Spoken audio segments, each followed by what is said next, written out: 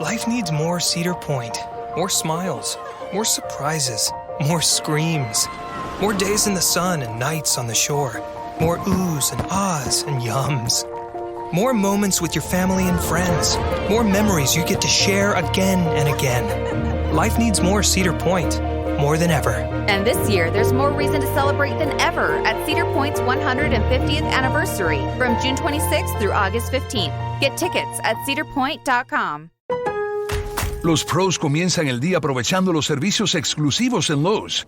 No solo ofrecemos clavos, tendrás aire comprimido gratis para tus ruedas y tanques portátiles, estacionamiento de remolques para pros cuando vengas de compras, un lugar para limpiar tu parabrisas y una bebida energética para despertarte. Aquí tu día empieza más rápido pagando en cajeros solo para pros. Por eso Lowe's es el nuevo hogar de los pros, solo en Estados Unidos. Boneyard with Steve Roberts, and as always, I am your good friend and host, Steve Roberts, and here on the Championship Wednesday edition of the Yard. It is in the wee hours of the morning on Wednesday. I will do my best to get some sleep and get ready to go over there and win a national championship. How's that sound? We have never been in this position before. We have been close. We have been very excited. We've had some really good teams. But we have never, ever, ever in our history had the opportunity to play one game to win a national championship in baseball. We've had opportunities in women's basketball.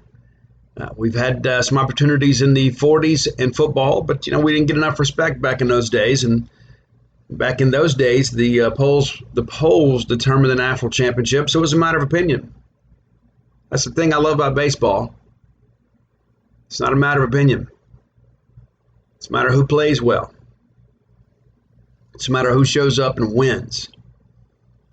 We get all caught up in these midseason polls and we're underrated and we're disrespected. I don't trip about that sort of stuff because it's just somebody's opinion. And opinions don't mean a whole lot. What matters is that you're playing your best baseball at the end of the year. And Mississippi State is. It's been a long journey. I mean, it really has been. Had to make some defensive changes. Had to make some changes to the lineup, changes to the weekend rotation. It's probably taken us longer than we ever anticipated to find a consistent number 3 starter. I believe we've done that with Houston Harding, but you know what? There's only one game left in the season. We don't need a 3rd starter anymore. Took us a while to settle things at first base. Josh Hatcher is a guy that's remained a great teammate despite the fact he's not in the lineup. Comes in, does his defensive replacement duties, does them well. Early in the year, people forget, Braylon Skinner was expected to be our starting left fielder. He broke a bone in his hand, missing some considerable time, and he hits an absolute bomb at LSU, and all of a sudden everybody's like, now I get it. Now I understand why we were so excited about this kid. But he needs some ABs. He's going to go down as the guy that stole the biggest base in Mississippi State baseball history. Came around to score the game-winning run to beat Texas to put us into the College World Series finals. I'm not going to talk about the first game against Vanderbilt very long. We blew it. We did. One of the things that I have said throughout the year, even to the very beginning of the year, is this Vandy offense is not elite. They're very talented guys, but they're very young. They haven't figured it out yet. I think Carter Young is going to be a phenomenal player at shortstop for Vanderbilt. What's he got, 14, 15 home runs? This guy can really swing it. Double-digit guy in just about every statistical category. Switch hits. Does a great job for them. It's a young team in many respects. I was speaking with Joe Healy of Baseball America as I walked into the stadium today, and we talked about, hey, Vanderbilt didn't have these 2 frontline pitchers, it'd be an average team. But you know what they do? They do have those 2 frontline pitchers. You could make the same argument. I mean, hey, if Mississippi State's got Jordan Westberg and Justin Foscue, this thing's probably already over. But it is what it is, and you are who you are. Those are the things that I think are important. It took us some time to kind of find our identity as a baseball team, and we have. Had a chance to visit with Coach Dan McDonald today. What a great guy, man. He is a tremendous guy. A huge fan of Chris Lemonis.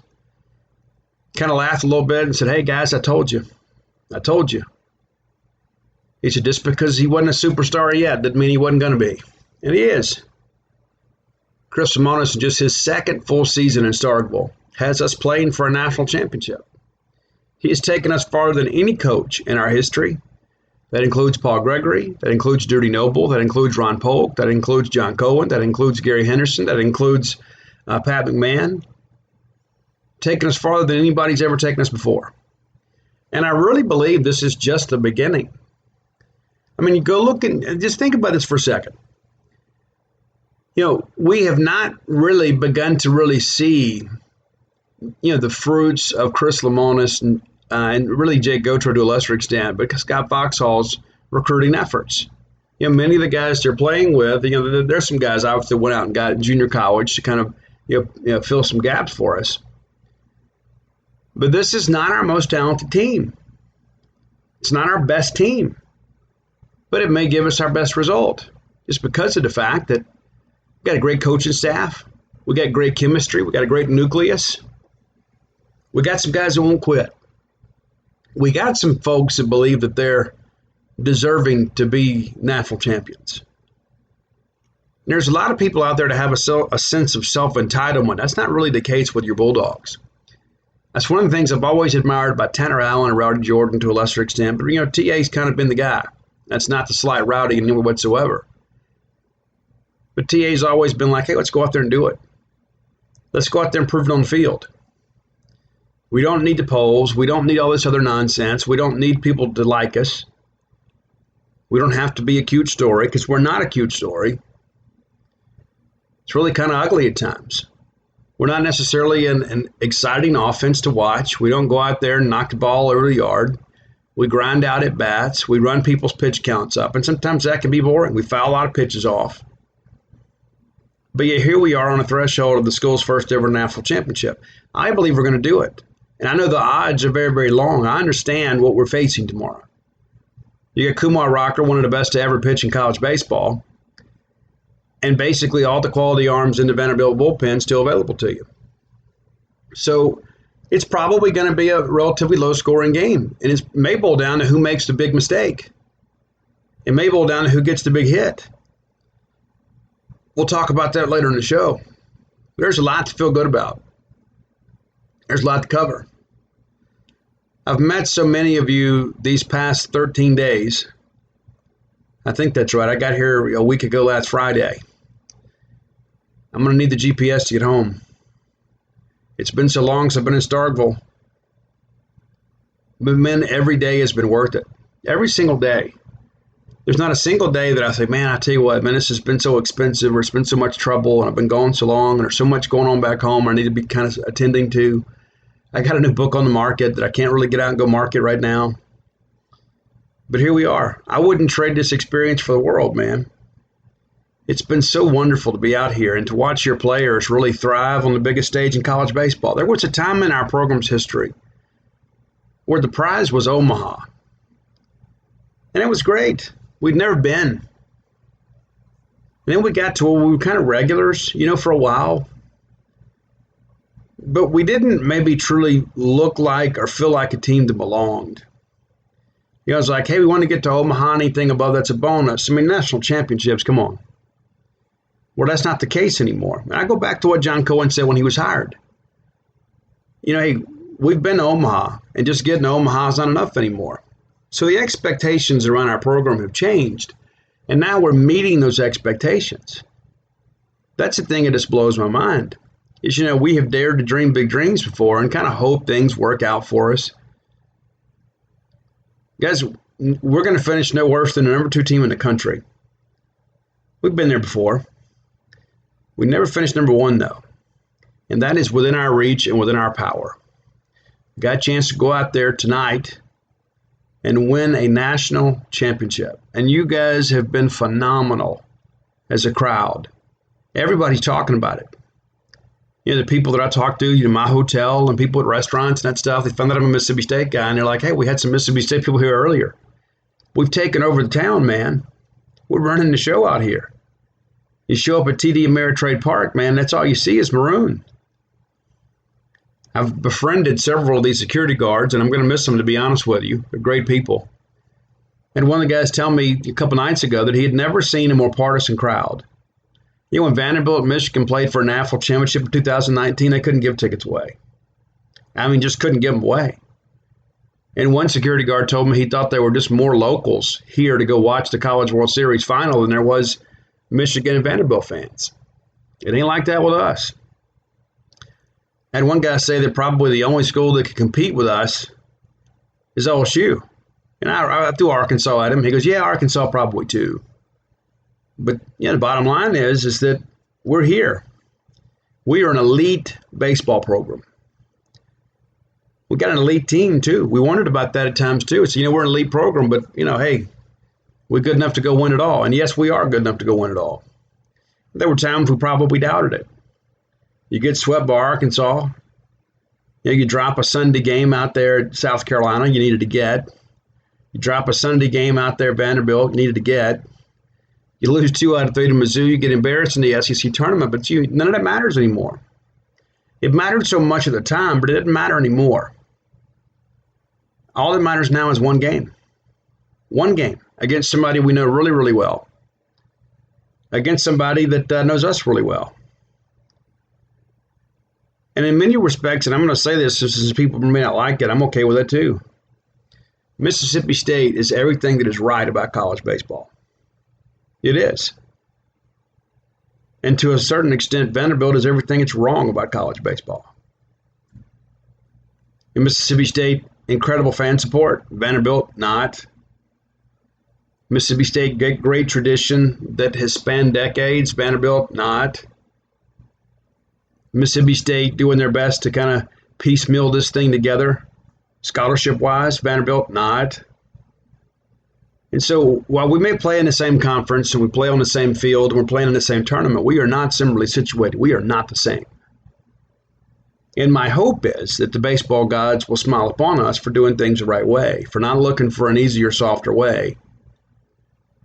We went out and built the greatest stadium in the history of this country for college baseball. That deserves a little return on the investment. You guys have given and spent and made a financial commitment to Mississippi State baseball that is essentially unmatched in the history of college baseball. That deserves some return on the investment. And I believe we're going to get it. And it's been so wonderful for those of you that have not been here. After we lost Monday night, I didn't see a fan base. It was like, oh my gosh, it's going to happen to us again. I didn't get that. I went over to the Blatt Bar and Grill because I just wasn't ready to go back to the hotel room. I wanted to go hang out and some of the other media people. And next thing you know, I'm upstairs and, taking pictures and shaking hands and talking baseball with so many of you folks. But not one person said, hey man, it's over. Not a single person. And I think in many respects, we have grown as a fan base, and dare I say, we're beginning to believe. And so many of you young guys come up to me, and I love you guys, man, I do. They think it's such a big deal that I come hang out with them. The honor's all mine. And they're like, hey, Steve, dogs in 3, man. I just want to hear you say it, dogs in 3. And that's how I feel. You go back and look at how that game unfolded on Monday. And God bless Christian McLeod, man. That kid works his tail off for us. He takes a lot of pride in wearing a uniform. It just hadn't been good for him in the postseason. I don't know what's wrong. I don't. But I hope he and his summer league coaches or Chris Lamonis, Scott Fox will get it figured out for him. He is a tremendous person. And I can promise you nobody feels worse about Monday night than Christian McLeod does. But you know what? It's behind us now. We control our own destiny. We got to go out there and beat one of the greatest pitchers to ever toe the rubber in the College World Series, but we're capable of doing it. We absolutely are. He's throwing on short rest. Well, Bednar's expected to throw on short rest too. But I think at the end of the day, sometimes talent's not enough. I think a lot of times it just boils down to want to. Do you want to do it or not? I know that we're not satisfied as a baseball program or as a fan base. I know I'm not satisfied. And there's sometimes I catch myself and I say, and you start bargaining with yourself. And you know what? If we don't win it, man, I'm still going to be excited. We had a great year. We finished number 2. But I stopped myself and I'm like, no. Because I don't know when we're going to get back. While I do believe Chris Lamonis is going to have us as a top 8 national seed regularly, I don't know when we're going to get back and be one game away from claiming a title. So there's no time like the present. Let's go finish the deal. And I really thought our crowd, I'd mentioned how spectacular you guys have been. I thought you really, really, really, really bothered Vanderbilt pitching tonight. You guys got some walks, man. You guys made it happen. Those guys get into a disadvantaged count. It's 3-1 or whatever. Next thing you know, there's 25,000 Mississippi State people in your ear, right up there close and personal. And it's ball 4, and the place explodes. They walk a run in. The next thing you know, man, we're off to the races. We got a ton of hits. 14 hits, most of them singles. Because that's what it took. And it's going to take a similar effort against, against Kamar Akhtar. We got to go out there and swing the bats. We got to go out there and grind out some counts, too. We got to go swing the bats.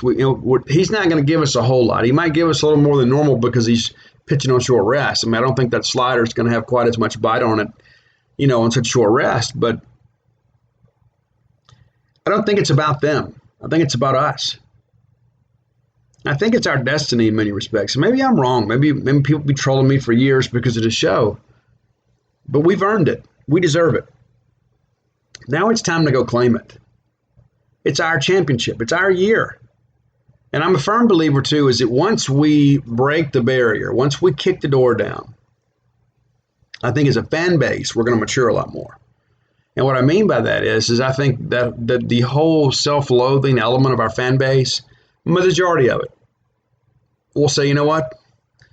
We can do it because we have done it. And I'm going to believe. I'm going to get behind this program, and I'm going to start expecting more. There's the old expression, you can expect in one or want in one hand and you know what in the other and see which one fills up first. We've had a whole handful of that crap. It's time for us to kind of get what we need to be. I believe in our kids. And I think if you saw that ball game on Tuesday night, Vanderbilt was shook. I mean, they were absolutely shook. If you watched the post game, Tim Corbin was shook. I mean, you watch it all kind of play out. Yeah, they expected a tough ball game tonight because they're having to throw, the number 3, number 4 guy in their rotation. And we go out there and just absolutely crush them. I mean, absolutely crush them. It was a statement win for us. I think the biggest loss they've had this year was 14-1 against Georgia. We got close. It's a much bigger stage, too. Went out there in front of our fans in our second home. Went out there and showed them we're not done yet. And let's be honest, you go back to Monday night, too. I mean, we gave them a lot. They gave us a lot tonight, too. And that's why it's so important that we got to play clean on Wednesday. If I understand we hadn't made an error in 6 games, it's remarkable. Got our guys playing the best we can possibly play right now. We got our guy on the hill tomorrow. Not official, but let's be honest. We all know it's going to be Will Bednar. We just got to find a way to bridge it to Landon Sims. You get into the later innings, all of a sudden, let's say you get through the 6th with the lead. I'm going to start feeling good about life. Got that extra day's rest for Landon and really the whole bullpen. I mean, what a great job by Preston Johnson and Hootie, man. Oh, my gosh. When we absolutely had to have it, man, some guys on the roster stepped up and did their jobs and did them better than they probably done them all year. In order to win a championship, that's what it requires. It requires a championship effort from players that maybe haven't produced that all year. That's not to say that Preston Johnson and Houston Harding hadn't been great. But when you look at how those guys performed tonight, I mean, this is what wins you championships. It's a guy going out there throwing up 5 innings, giving up 1 run on 2 hits,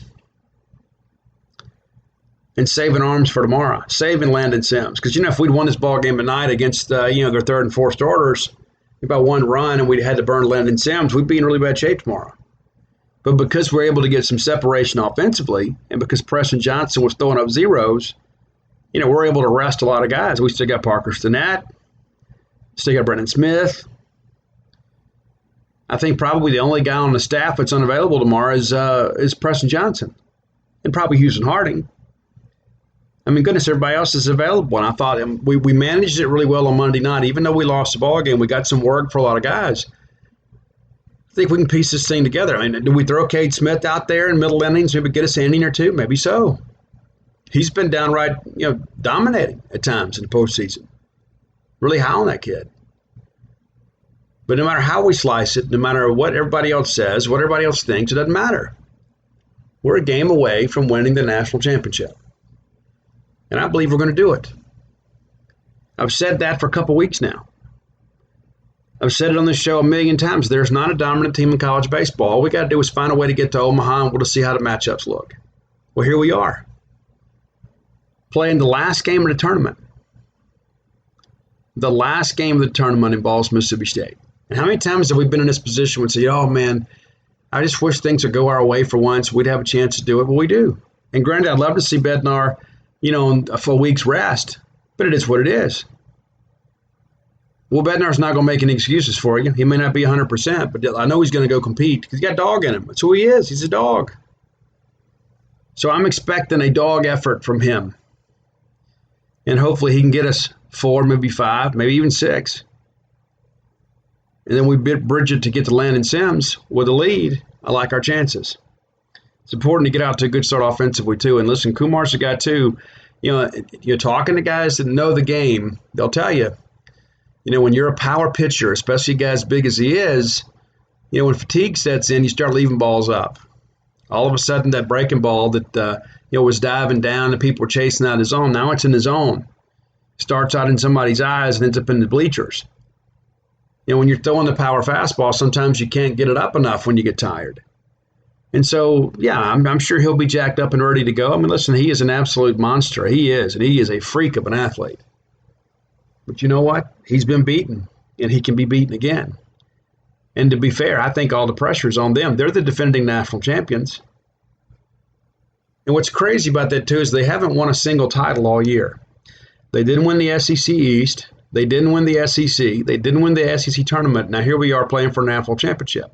I say we keep that streak going. Let's keep it consistent. Let's let this 2021 Vanderbilt team, as great as they are, let's let them not be able to hang any hardware because this is our year. I'd like to thank our good friends at Bulldog Burger Company. Man, 3 great locations to serve you. I'm still getting pictures from people that are going to the one in Ridgeland for the first time and how impressed they are with the staff and the experience. You will be too. Go by and check him out today. Ian Few is the manager there. He is a wonderful person. Will do a wonderful job for you. He puts customer service first. There are a lot of people out there that don't. There are a lot of people, customer service is a talking point, in an advertisement or something like that. It's just something we put on the wall. He means it. He's been trained well. He understands it. That he is in the right business for himself because he understands what matters most is you all because it keeps you coming back. Ian's done a great job working here at Starville, University Drive, Gloucester Street and Tupelo, one of the newer locations. Some of you share with me that you're fans. Your kids always want to go to Bulldog Burger Company, and they should, and you should bring them. If you're looking for something to do tomorrow night, and maybe you couldn't find a watch party, go to Bulldog Burger Company, have a cold one or two, maybe have a meal, and enjoy watching Mississippi State play for a national championship. It's going to be at 6 o'clock. You got plenty of time. Hopefully there's no rain delay. We've been pushed back twice already. But what a great place to watch a ball game. Bulldog Burger Company, the place where people go to meet. M-E-A-T. All right, let's get into this ball game. Why don't we? All right? And I'll be honest with you, I felt good about the ball game all day. I felt good about the series from the day we beat Texas. I said, we're going to do it. We're going to do it. I still believe we're going to do it. So a 2-hour rain delay, and there actually was some rain today. There was no rain on Monday. It pushed it back. But Harding goes out there and gets you a great start right out of the gate. You remember how bad the first inning was on Monday. I think Harding was up for the task. We get Bradfield Decay looking. We get Cam Young to ground out on the very first pitch, and we get Keegan to strike out swinging. So it's a 1-2-3 inning, but I really thought that Harding set the tone there.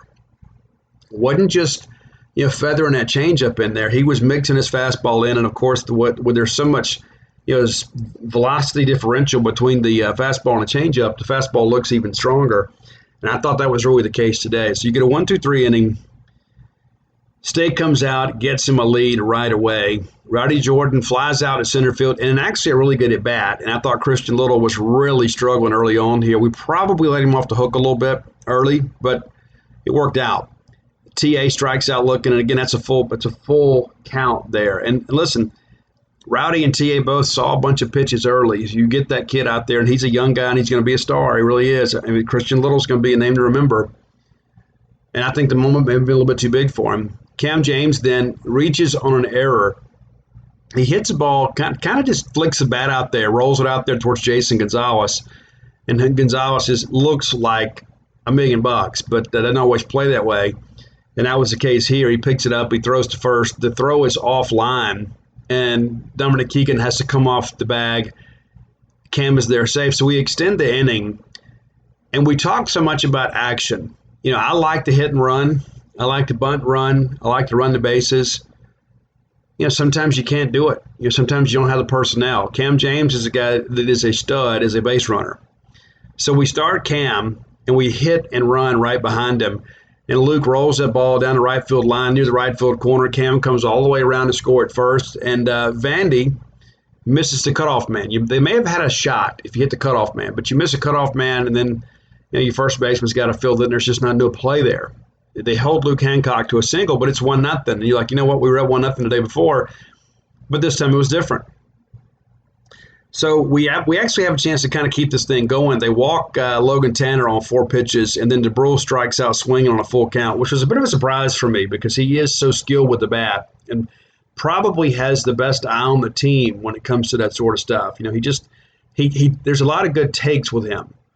But he strikes out here. Could have been a bigger inning for us. But I was encouraged because, you know what, this guy's all over the place. I'm glad we're not chasing bad pitches, and we didn't. So it's a 1-0 ball game, and then they come back and tie it. Hootie does a good job to kind of get the inning started. We get Colwick to fly out to right. We get Parker Nolan to ground out to second. So it's quickly we're up and down. We get behind Rodriguez. C.J. Rodriguez is a monster. Man, I love that guy's game. He doesn't strike out much, but we got him a couple times tonight. But the first time through the order, he hits an absolute tank to left field to tie the game at 1.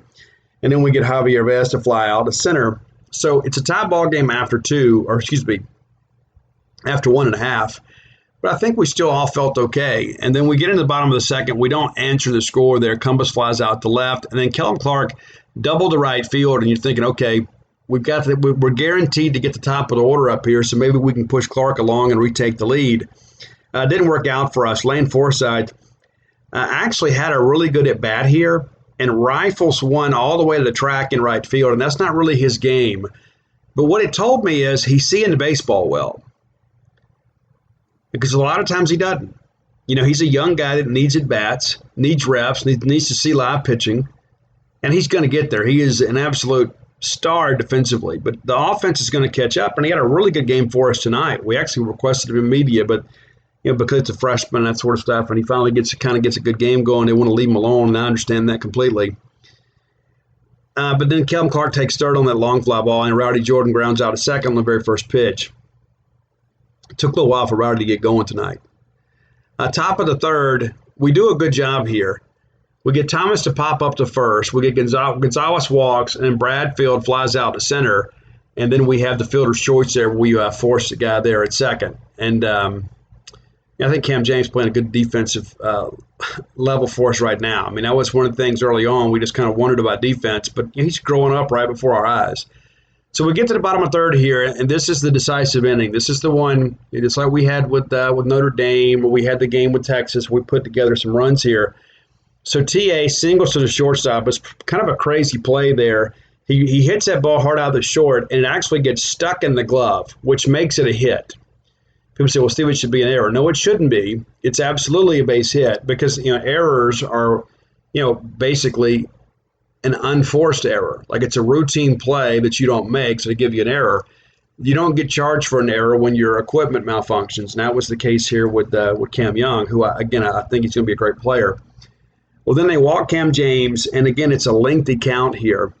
Then they walk Hancock. Then they walk Tanner, drives in a run, 2-1. They bring in Riley for Little, and we rocked Riley on that Sunday game in Nashville. I was eager to see both of these guys because I knew that we could score some runs. Never expected us to do all that we did. DeBrule then singles back up the middle with the bases loaded to drive in 2 runs. And then, the party kind of continued here. They hit Brad Cumbus, and it was a foul ball. It was like they throw inside and it bounces off the handle, it gets him in the shoulder. There was some controversy. I guess they reviewed it. The right call was made. So Cumbest stays in there and then actually hits into a fielder's choice. They force Logan Tanner at third, really the only play they had there. Really nice play there from Young. Then they walk Kellum Clark. And there's the wild pitch, and a run scores, makes it 5-1, and then Forsythe strikes out swinging. Rowdy Jordan then grounds out to the pitcher. And so that could have been a huge inning for us, too. While we do go up there and put 4 runs on the board, it certainly could have been and probably should have been a much bigger inning for us. The big hits did come eventually, though. And I'm thinking then, let's get a clean inning in the top of 4 and get on out of here. But we walk Keegan on 5 pitches, and that was really, really frustrating. Then there's a single to left center, and it really felt like Hootie was tiring a little bit. And he had been sitting for a while, too. That's a hard thing to do. I don't think a lot of people fully appreciate. When you're out there and you're in the flow of the game and you're having 10, 15-minute innings and you got to go sit for almost 40 minutes, it gets next to you after a while. So then Nolan grounds to first, and then we throw to second. They review this. Scotty was on the bag, but just slightly. And then we get Rodriguez Sakay swinging, which is a rarity. And then Javier Vera strikes out swinging. And so Hootie gets out of the jam there, and you're thinking, you know what, maybe this is our day. If we get out of this thing with no runs, we're in really, really great shape. So we come back, and we extend the lead a little bit there in the bottom of 4. TA walks and then takes second on a wild pitch. He really gave Vanderbilt trouble on the base pass tonight. He took advantage of everything they allowed him to do. Cam James walks again, and then Cam's still second.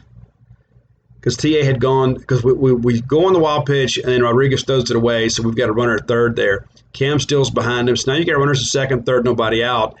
They walk Hancock to load the bases again. They bring in Berkwich, who I actually think was their best pitcher of the night. He was outstanding. That left-handed breaking ball is really something to behold.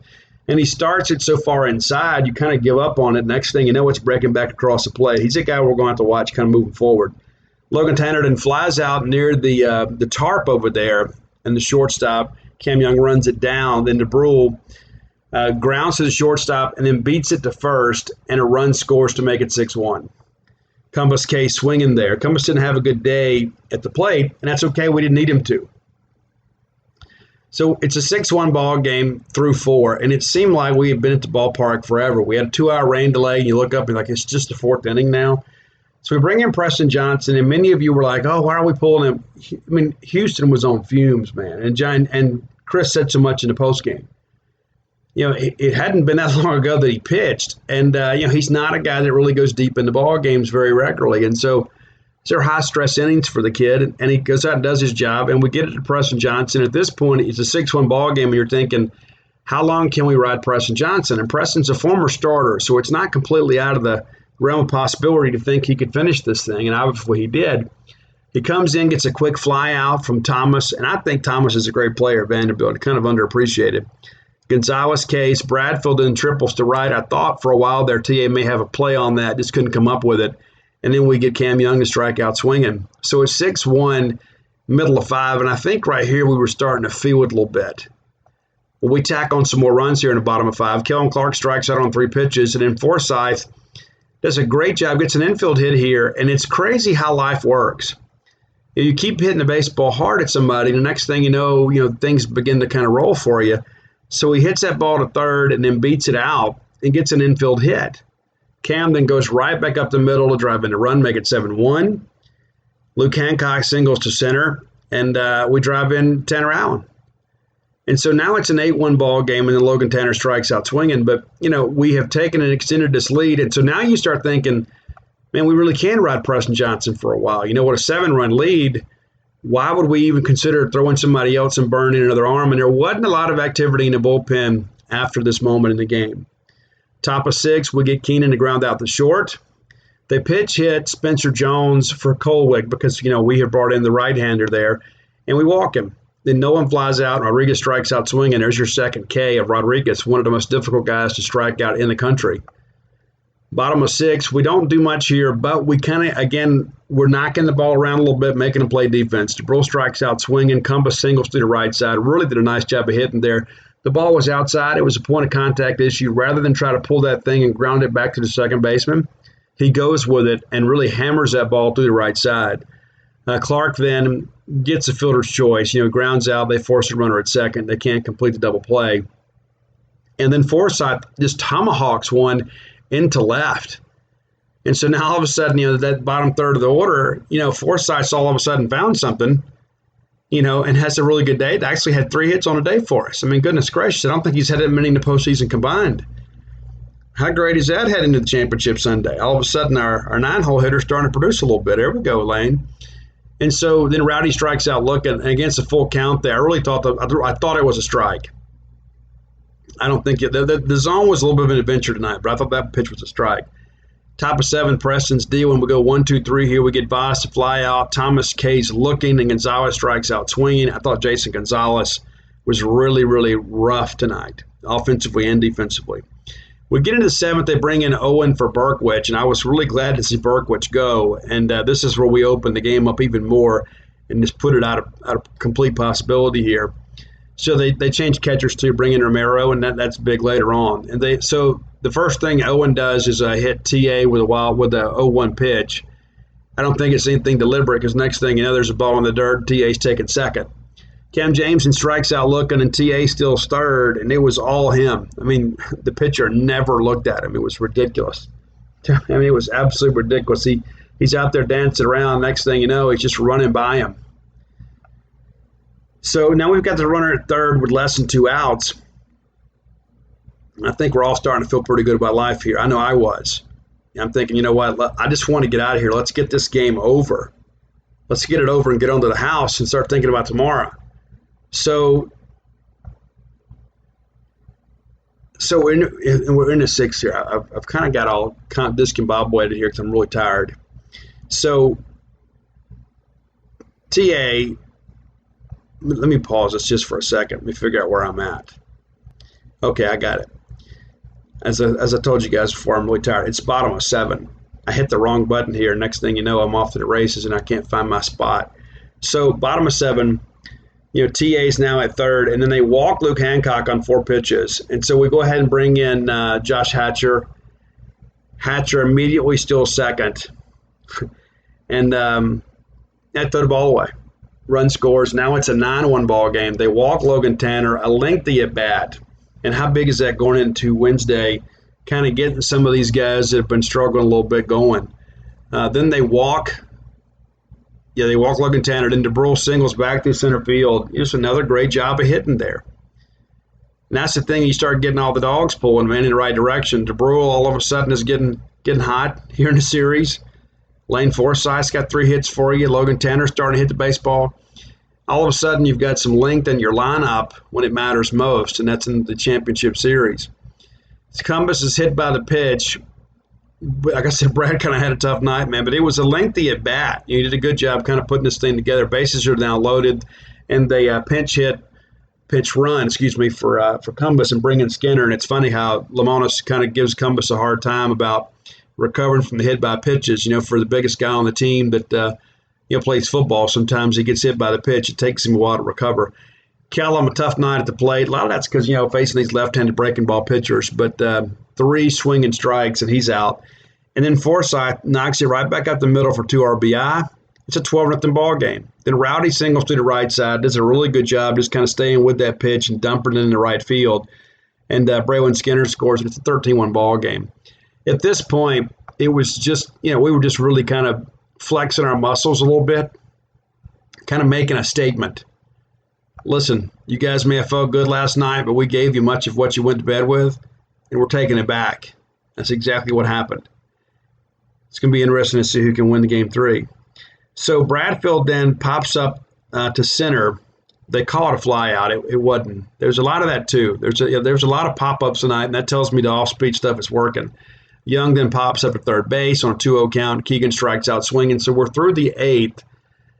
We have a chance to go put some things on the board. We don't. Cam James flies out. Hatcher absolutely smokes one, but out to center. But Bradfield runs it down. That's what he does. It gets a future big leaguer right there. Logan Tanner then doubles down the left field line, and he absolutely smoked that ball. And DeBrule lines out to third. Gonzalez kind of had to go up and make a play there. But it's really a good thing to see the Bulldogs swinging hot bats.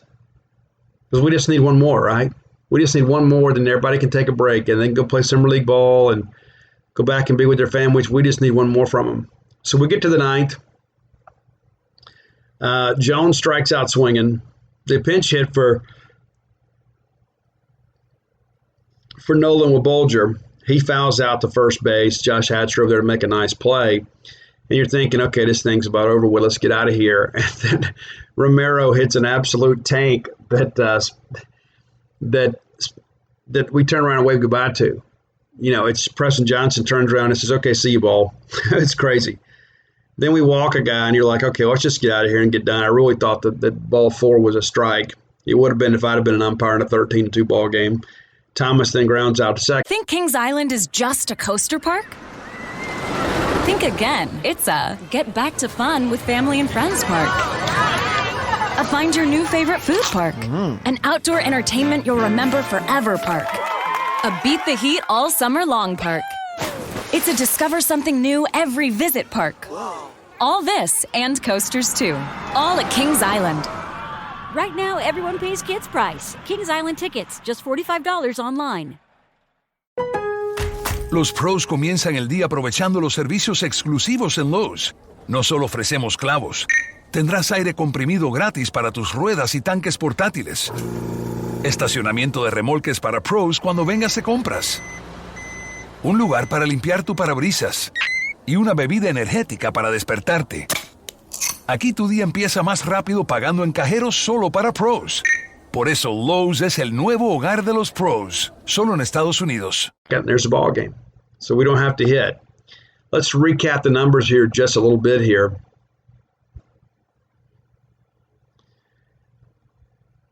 As a team, Mississippi State had 14 hits and scored 13 runs, very efficient in that, and we had some free passes to kind of go on top of that. Vanderbilt, this elite offense that people keep telling me about, 4 hits, 2 runs, and 1 hit, and one of those runs came on a solo blast in the second inning. The Bulldog bullpen, again, does a great job kind of shutting those guys down. That's one of the things that gives me a lot of confidence about tomorrow. So here are your hitting heroes. Lane Forsythe leads the way, 3 for 5 for him. Scotty DeBrill, 2 for 6 with 4 RBIs. Luke Hancock, 2 for 2 with a couple of ribbies and 3 walks. How big was that? Logan Tanner also walked 3 times. And then Tanner Allen, 2 for 4. As far as your runs go, Tanner Allen scored 4. Scotty DeBrill a pair. Cameron James 2, and a handful of others just with 1. Looking at the other side of the thing, Enrique Bradfield had 1 hit, and that was the triple. Tate Kolwich had a single. C.J. Rodriguez had the home run, and then Maxwell Romero had the home run. So you start doing the math here. They just don't have much to show for it. You get 4 hits, 2 solo home runs, a triple, and then a single. That's your offensive production for the day. And again, these weren't our elite arms. What are they going to do if Will Bednar gets fired up and finds it? Let's look at the pitching numbers here. Christian Little goes 2 innings pitched, allows 5 runs on 3 hits, 4 of them earned, 4 walks, 2 Ks, the 1 wild pitch. Patrick Riley comes in and just goes 1 inning, 1 hit, 1 run, 4 walks, 2 wild pitches, and we had him on ropes and probably should have knocked him out. Nelson Burr, which I thought was outstanding for them, even though we hit him a little bit, 6 hits, 2 runs, 5 Ks, no walks, and 3 innings of work. Expect him to be a dude moving forward. We did get to Hunter Owen. 1 inning pitch, 3 hits, 5 runs, 2 walks, 2 Ks, 2 hit by pitches. We just really gave him a lot of trouble. And at this point, they're waving their white flag. They're not going to throw an arm that really matters in the final game of the series when this one's already well in hand. So you're just getting some guys out there to kind of be casualty soakers and just kind of eat up innings and get the ball game over. Danye Evans pitches 1 inning. I really liked his stuff, though. Control's a bit of an issue, but I thought he did a really good job. He hides the ball well, kind of whips that thing around pretty quickly. Probably tough to recognize that. 1 hit, no runs, no walks, no Ks. You have to forgive me, man. I'm tired. So we get into Mississippi State here. I mentioned how great the pitching performance was. The best part of it is we win and we save arms. That's the biggest part of it. You win, you save arms. Houston Harding, 4 innings pitched, 2 hits, 1 run. That was a solo home run, 4 Ks, 2 walks, just 55 pitches. Preston Johnson earns the win, 5 innings pitched, 2 hits, 1 run, and that's a solo home run, right? So basically, the 2 runs they scored are solo jacks. And the one they hit all Preston didn't matter. It's 13-1 at the time. 7 Ks, 2 walks. Just really does a great job. And so we win it. And Preston Johnson now 4-0 on the year. Christian Little drops to 3-2. You know, we always talk about it's a team effort. And, you know, we've got some stars. We don't have superstars. But, you know, Tanner Allen, of course, named the ABCA National Player of the Year. That's probably qualifies him as a superstar, the reigning SEC Player of the Year.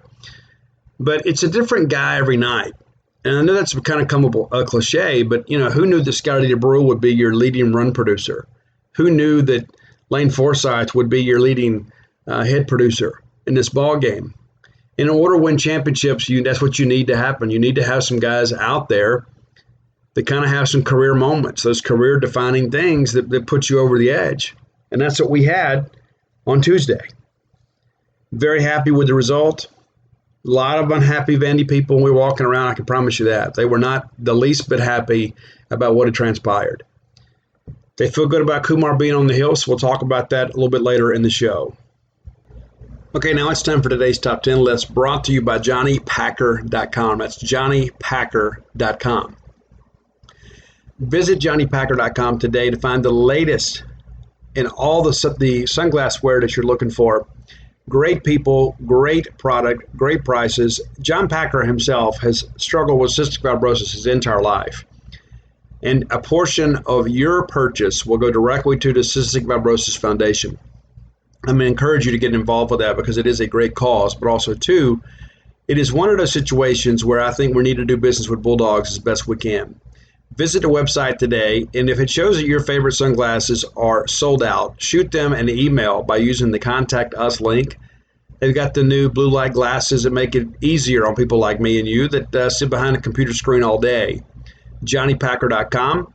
Promo code Boneyard will save you 10% off your purchase. Again, that's JohnnyPacker.com, today's sponsor of the Top 10 list. One of my favorite bands, and we haven't done this, and I skipped this ahead on the list because I was jamming some of this earlier today.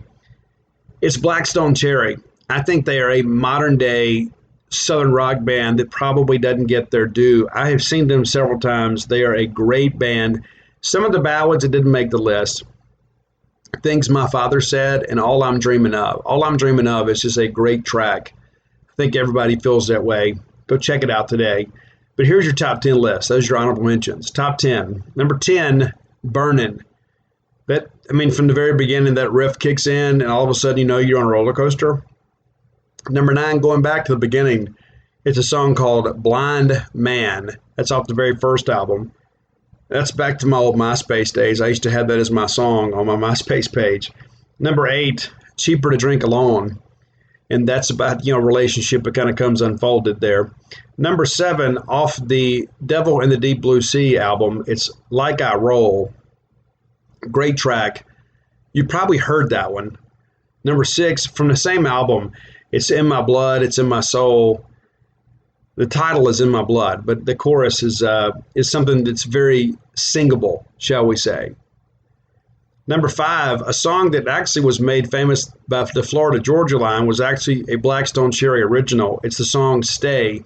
They wrote it. They performed it first. It is not a Florida-Georgia line original. Number 4, also from the very first album, it's Lonely Train. This is another one that has a great opening riff. They absolutely just kick in there and just destroy this song. I think you're going to like that one a lot. I actually made a mistake on the list, so we're going to make number 3, All I'm Dreaming Of. So Roy, you'll have to fix that. Roy will text me in the morning and say I doubled up here. I put Like I Roll in here twice. But number 3 is All I'm Dreaming Of. Number 2, and this is one that's kind of filled with double entendre. It's Me and Mary Jane. We got a thing going on, me and Mary Jane. But number 1 for me, and it's not just a song, but it's Words for Living, and it's White Trash Millionaire. I ain't got much, and I don't care. White Trash Millionaire. That's the top 10 list today. A little bit shorter today because the show's going to be shorter today. But I love Blackstone Cherry. They are the descendants. Ben and Chris are both descendants of the Kentucky Headhunters. Check them out, too. You probably remember their great track, Dumas Walker. But this is the next generation. It's got a little more rock to it than the Headhunters did, even though the Kentucky Headhunters had a tremendous name for a band.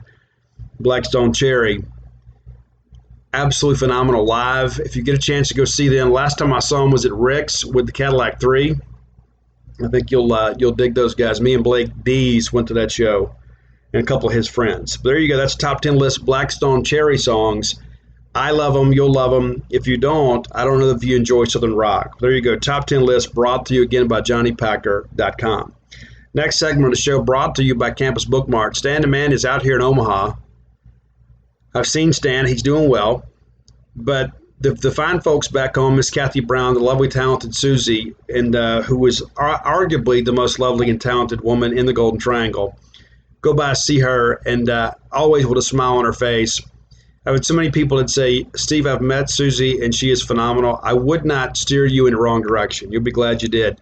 And if you're looking for World Series gear, you can find it at Campus Bookmart. If you can't make it to town to go by and see them, visit them on the World Wide Web at campusbookmart.net and use promo code BSR, which stands for Beautiful Steve Robertson. And that'll get you free shipping on all orders over $50. Any order less than $50, absolutely incomplete. Again, that's campusbookmart.net. So let's preview the National Championship game. Kumar Rocker is an absolute monster. Everybody knows that. He has had a pretty good World Series, but he's been knocked around just a little bit. And I think that's one of the things that, a lot of people in the booth are kind of talking about is how is he going to handle pitching on such short rest? We know exactly who he is, what he has, what he's going to do. It is not going to be easy by any stretch of imagination, but I do believe we can put some good swings on him just because of the short rest. There will be some fatigue. And listen, I'm sure Vandy's thinking the same thing. We just have a little more pop in this field. I just don't think that they have an offense that's capable of really victimizing Will Bednar. As long as we don't get out there and walk people, I think we're going to be in great shape. Here are Kumar's stats, though, from the year. They're absolutely ridiculous, man. I mean, they are absolutely ridiculous. And again, as Chris Lamona said in postgame, one of the best college pitchers in the history of the game, if not the best college pitcher. And some of that's coach speak. There's been some great pitchers through the years, but certainly Kumar is in that list. Kumar Rocker, 14-3 on the year, a 2.52 ERA, 19 appearances, all starts, one complete game, and you know what? That came against us. 117 and 2 innings pitched, allowed 69 hits, that's nice, 38 runs, 33 of them earned, 37 walks, and 173 Ks. He has been susceptible to the extra base hit. He has allowed 19 doubles on the year, 8 home runs, and I think it seems like all of them came against Georgia, right? Opponents are hitting just 164. He does have 13 wild pitches to his credit and has hit 7 batters. We're going to have to make him work. Nick Maldonado is one of the first arms that you'll see out of the pen. He threw, I think, 51 pitches a couple days ago against us and did a great job. He is a slider guy, and then just when you're looking outside, he jams you inside with that fastball. He is 1-2 on the year with a 2.31 ERA, but has 9 saves, 50 innings pitched, is allowed 32, so it's well less than a hit per inning. Has allowed 13 runs, all of them earned, 59 Ks against 7 walks. He just doesn't give you much. Has allowed 8 doubles and 4 home runs and a .173 batting average against and just 2 wild pitches. He's a guy, despite the fact that he's a heavy slider guy, he doesn't throw a lot to the screen there. Luke Murphy is another name you should expect to see tomorrow. 4-1 on the year, 2.50. He hadn't thrown, I think, in a handful of days. He will be fresh. 26 appearances, all in relief. Also has 9 saves, 39.2 innings pitched, allowed just 23 hits, 11 runs, all of them earned. A 4-1 strike to walkout ratio, 60 Ks against just 15 walks. 1 double, 6 home runs, allowed just a batting average of 169. So you hear these numbers and you start thinking, man, what are we up against? Well, it's going to be one of those days we're going to have to grind it out, manufacture some runs. Another guy that you should expect to see is Chris Mcelveen. We saw him in that Sunday game after we kind of roughed up Riley. He came in and really shut us down. 5-1 record, 3.71 ERA, 21 appearances, just a 1 start and a pair of saves. 43 2/3 of an inning pitched, 35 hits, 18 runs, all of them earned, 24 walks against 55 strikeouts. Not a huge strikeout guy, but he's one of those guys, too, that just doesn't give you a whole lot. and hopes you beat it in the ground. 8 doubles, 4 home runs allowed, and a batting average of just .222. Listen, opponents are hitting just 186 against Vanderbilt as a team, and we really went and stretched them out a little bit tonight. We will get their best effort. They will come out there and do what they can, not only to win a national championship, but to get even. That's a proud program over there. There's a lot of guys over there that are expected to play baseball for a long time, and they're not going to just take well to this. Vandy has hit 290 as a team, and so we have kind of held them down for the most part. When we haven't given them things, we have won the ball game. That's what I think is important. If we go out there and walk people and hit batters, we're going to get beat. We can't give them free bases. We can't give them extra outs. We got to make them earn everything. And that's what we did on Tuesday night, which is why we were so successful in the ball game. They have not been good offensively in TD Ameritrade. They just hadn't been. They're a team that, again, they'll score some runs if you help them. I just don't think they can string things together. That's what we have to kind of work on, too, to ensure that we're working hard. But they threw a lot of arms tonight to save some arms for tomorrow. It'll be the 3M deal. Maldonado, Mcelveen, and Murphy in relief of Kumar. So we're going to see their every best arm they have, not named Jack Leiter, in that ball game. That's why I think getting ahead is going to be such an important part of it, because every guy behind them is capable of shutting you down. And so I'm excited about the ball game. You should be as well. And there's so many people that say State's going to win it. State's going to win it.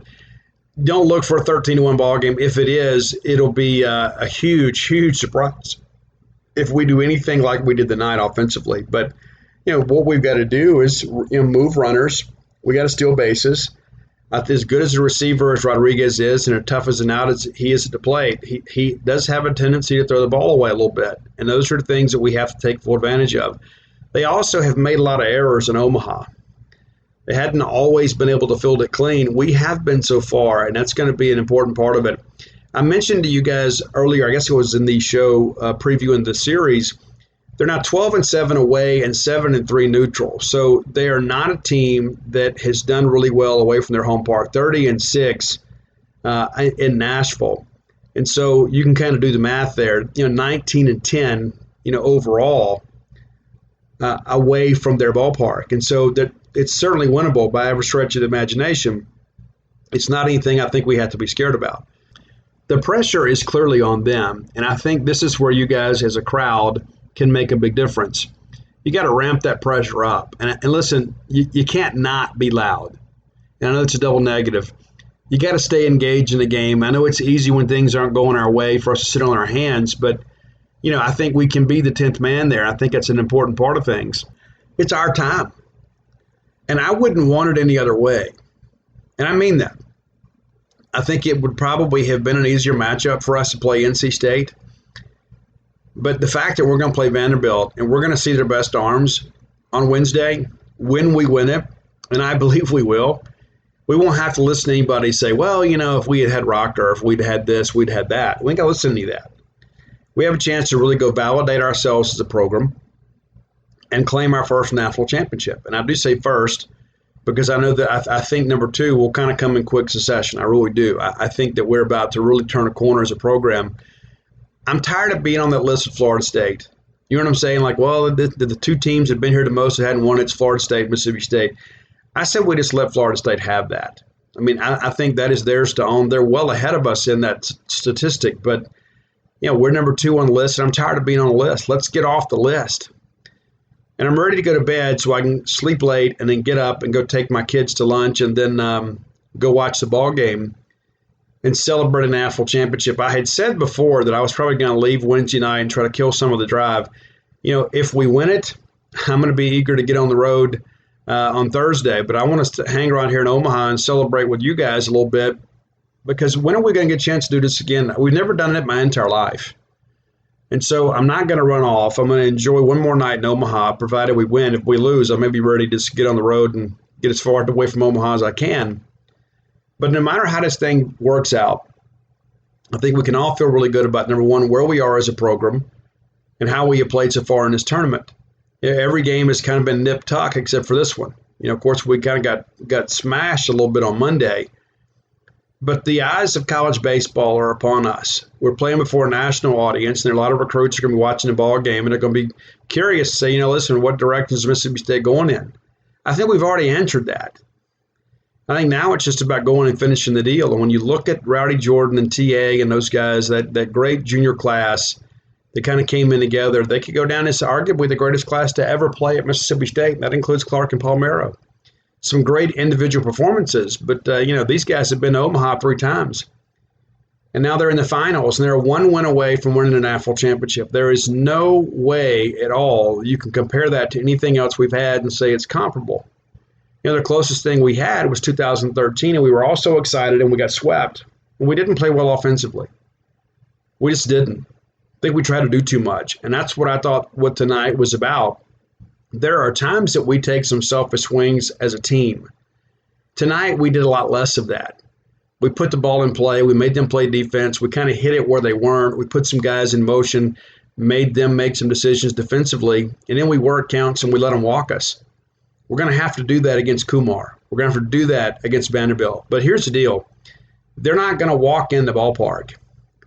They're not going to get out there and say, hey, guys, congratulations, here's your national title. That's not going to be the case. They're going to fight us tooth and nail. And we're going to face the best arms they have, and I think it's going to make it that much more rewarding for us. I can't wait to get started. I can't wait to get to the ballpark. I didn't want to leave tonight. And as I'm leaving them, it's like, it's well after midnight, and there's Bulldog fans lined up trying to get their picture made in front of the Omaha statue, that Warren Moore statue out in front. It's our time to be celebrated. And there have been so many fans around here that are fans of other schools that have come up to me and said, you know what, I'm pulling for you Bulldogs. It's time you guys won. And I think there's so many people that respect who we are as a program and as a fan base. They say, it's just not fair that Mississippi State doesn't have one. And they want us to have it. If they can't win it, they wanted us to. I think everybody also is cheering against Vanderbilt. Those are the things that fire me up. I think the crowd thing matters more than people realize. 25,000 people there, and I would say 90% of them are Mississippi State fans. There's probably 5% Vandy and 5% local fans, people that just want to come see the College World Series. But we have easily become the fan favorites. There are a lot of people out here that love our people, and they love our commitment to this. And, one of the sad things already is that, Game 3 tickets. There was some confusion with Ticketmaster about when the tickets are going to go on sale. And people were kind of waiting and set their alarm clock, and then they go check, and the tickets are already gone. I think the whole thing lasted about 4 minutes. And so if you don't have tickets, you're going to have to go pay for them on the secondary market. You're going to have to go to StubHub or Ticketmaster. And I don't have any answers for you. I don't know how that happens. I don't know why people do what they do. But the bottom line is, if you want to see Mississippi State play in the national championship final game, you're going to have to pay pretty substantially for it.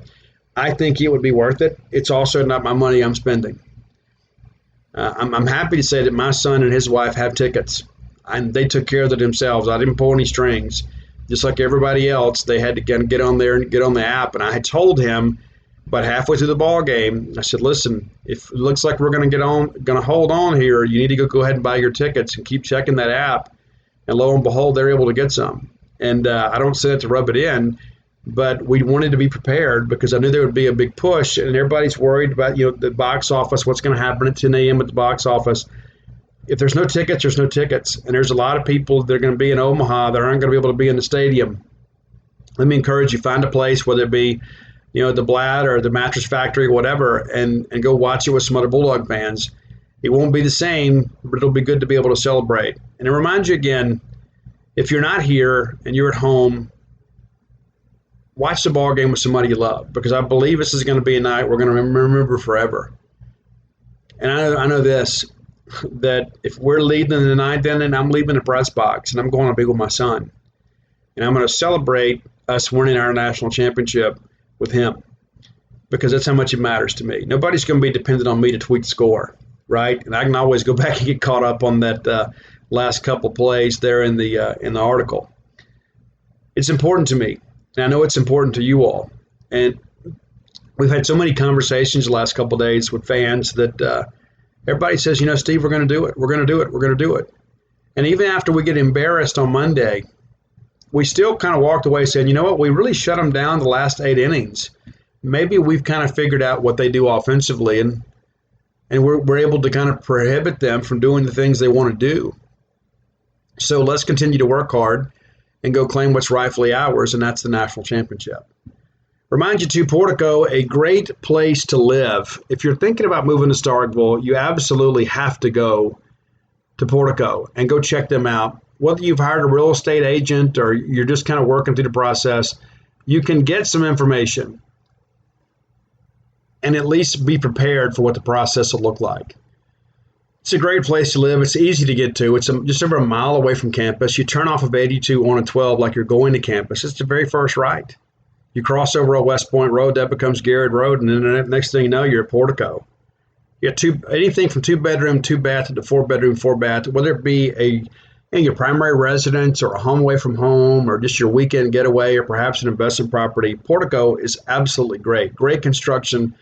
Great people running the show. There are only a couple of houses left in phase 1. Phase 2 is about to get underway. They're going to get that thing rolling, and you're going to want to be in there. 601-416-8075. Again, that's 601-416-8075. That's Brooks Bryan. Guy that's committed to Mississippi State and committed to Starkville. Matter of fact, Brooks and his lovely wife are out here in Omaha right now, pulling for a national championship. So you're doing business with Bulldogs, and I'm a big proponent of that. So let me encourage you again, give Brooks a call, get some information, because maybe you're the driving force in your family when it comes to these decisions. So make the most informed decision possible. Trust me, you're going to want to be on that side of town. That's where kind of the growth is. And so rather than go, fight some of these old neighborhoods and stuff, get the new construction in the new cool place. Make Portico your next move. All right, so before we get out of here, we did get a football commitment while I was gone. That's Cam East. Not a big surprise. We've been talking about that for several days, kind of expected that to happen.